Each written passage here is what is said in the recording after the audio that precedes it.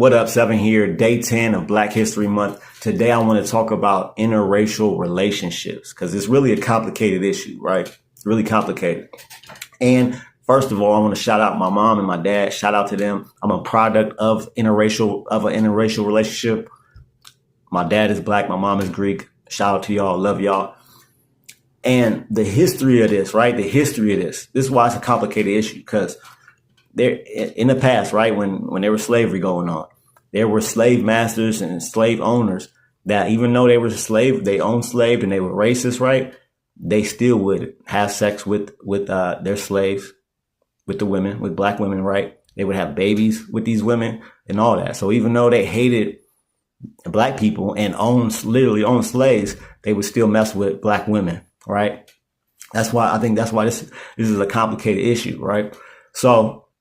And even today, there are racist dudes. But I've ran into some that don't like Black people, but will date a Black woman. Right? To me, it don't make sense, but I've seen it. So, and then and back when I was born in '86, I know my mom and dad definitely had to go through some racism, right? Whether it was or people not wanting them to date, because back then it was not accepted. It was not just as regular as it is today in 2026. So I know how they had to go through some stuff, I would imagine, right? People saying certain things, being racist, not wanting them to date outside their race or date a Black man or date a white woman, right? This wasn't as common back then.